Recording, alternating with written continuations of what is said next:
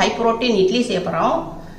நம்ம உடல் எடையை குறைக்கிறதுக்கு ரொம்ப யூஸ்ஃபுல்லாக இருக்கும். வாங்க எப்படி செய்யலான்னு பார்ப்போம். இப்போ நான் வந்து சுண்டல் எடுத்திருக்கேன். வெள்ளை சுண்டல் எடுக்கக்கூடாது, இது நாட்டு சுண்டல். இந்த சுண்டலில் ஒரு டீ கிளாஸ், நம்ம டீ குடிப்போம் இல்லையா, அந்த கிளாஸில் ஒரு கிளாஸ் சுண்டல் எடுத்திருக்கேன். இப்போ இதை பவுலில் மாற்றிக்கிறோம்.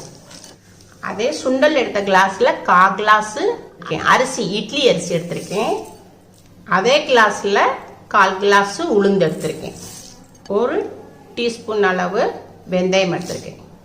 இதை வந்து நம்ம தண்ணி ஊற்றி ஒரு 7 மணி நேரம் ஊற வச்சுக்கிடுவோம். இப்போ நான் 7 மணி நேரம் ஊற வச்சுருந்தேன், நல்லா ஊறிடுச்சு. இப்போ இதை எடுத்து நம்ம மிக்ஸி ஜாரில் போட்டுக்கிறோம். நான் ஊற வச்சுருந்த கொஞ்சம் தண்ணி இருக்குப்பா, அந்த தண்ணியை ஊற்றியே நான் அடித்து கொண்டு வரேன். இப்போ பாருங்கள், இப்படி அடிச்சுக்கிறணும். நான் கொஞ்சம் தண்ணி ஊற்றி தான்ப்பா அடிச்சிருக்கேன், எனக்கு தண்ணி தேவைப்பட்டுச்சு. நீங்கள் தண்ணி பார்த்து ஊற்றிக்கோங்க. இந்த பதத்தில் இருக்கணும் ஃபுல்லாக. இதை வந்து ஒரு பாத்திரத்தில் மாற்றிக்கிறோம். நான் தேவையான அளவு பிங்க் சால்ட் போட்டிருக்கேன்ப்பா. இதை வந்து நல்லா கலந்துக்குவோம். நல்லா கலந்தாச்சு. இப்போ வந்து நம்ம இதை வந்து 4 மணி நேரத்துக்கு மாவை பொங்க விடுவோம். 4 மணி நேரம் ஆயிடுச்சு. இப்போ ஓப்பன் பண்ணி பார்ப்போம். மாவு நல்லா பொங்கி இருக்கு. இதை நல்லா ஒரு மிக்ஸ் பண்ணிக்கிடுவோம். இப்போ நம்ம இதை வந்து நம்ம இட்லி தட்டில் துணி போட்டு நம்ம இதை ஊற்றிக்கிடுவோம். Case on பண்ணியிருக்கேன்ப்பா. நம்ம இட்லி சட்டியில் தண்ணி ஊற்றி சூடாக இருக்குது, நல்லா தண்ணி கொதிக்கிற நிலையில் இருக்குது. நம்ம இட்லி தட்டை உள்ளே இறக்கிடுவோம். இப்போ இது மூடி போட்டு ஒரு 10 நிமிஷம் வேக விடுவோம். அவ்வளோதான்ப்பா. இப்போ 10 நிமிஷம் ஆயிடுச்சு. இட்லி வெந்திருக்கும். நம்ம இதை ஓப்பன் பண்ணி பார்ப்போம். இப்போ நல்லா இட்லி வெந்துருச்சு. நம்ம ஒரு ஸ்பூனை வச்சு நல்லா வெந்துருச்சுப்பா இட்லி. இப்போ லைட்டாக நம்ம இதில் நம்ம நார்மலாக இட்லிக்கு கொஞ்சம் தண்ணி தொளிச்சு எடுப்போம் இல்லையா, அதே மாதிரி நம்ம கொஞ்சம் தண்ணி தொளிச்சுக்குவோம். இப்போ நம்ம இதை வந்து பிளேட்டில் மாற்றிக்கிறோம்.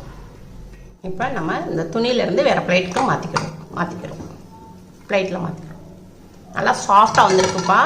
நம்ம நார்மலாக அரிசி மாவு தோசை இட்லி நம்ம எப்படி சாஃப்டாக இருக்குமோ அதே மாதிரி தான் நம்ம வந்து இப்போ சுண்டலில் நம்ம இட்லி செஞ்சுருக்கோம். நல்லா சாஃப்டாக இருக்குது, பஞ்சு போல் வந்திருக்குப்பா. உங்கள் வீட்டில் ட்ரை பண்ணி பாருங்கள். இப்போ உங்களுக்கு இது தொட்டுக்கிறதுக்கு உங்களுக்கு ஒரு டேஸ்டான சட்னி செஞ்சு காமிக்கிறேன். சிம்பிளான தக்காளி சட்னி செய்ய போகிறோம். இப்போ 4 தக்காளியை வந்து இப்படி கட் பண்ணி நம்ம மிக்சியில் போட்டுக்குருவோம்.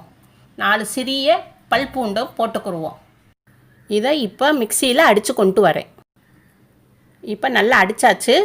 இப்போப்பா சட்டி நல்லா காஞ்சிருச்சு. 1 ஸ்பூன் எண்ணெய் ஊற்றிக்கோங்க. 1/4 ஸ்பூன் கடுகு உளுந்து போட்டுக்கோங்க. நல்லா பொரிஞ்ச உடனே தக்காளி அடிச்சிருந்தோம் இல்லையா, அதை தூக்கி நம்ம சட்டியில் ஊற்றிடணும்.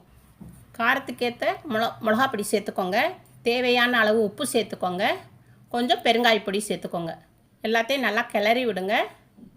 பச்சை வாடை போகிற வரைக்கும் நம்ம ஒரு 5 நிமிஷம் வேக விடணும். நல்லா வெந்துருச்சுப்பா. இப்போ நம்ம சட்னி ரெடி ஆயிடுச்சு. தக்காளி சட்னி ரெடி ஆயிடுச்சு. அவ்வளோதான்ப்பா, வெயிட் லாஸ் டின்னர் ரெடி ஆயிடுச்சு. இது உங்கள் வீட்டில் செஞ்சு பாருங்கள். செஞ்சு பார்த்துட்டு அம்மாவுக்கு லைக் பண்ணுங்கள், ஷேர் பண்ணுங்கள், சப்ஸ்கிரைப் பண்ணுங்கள்.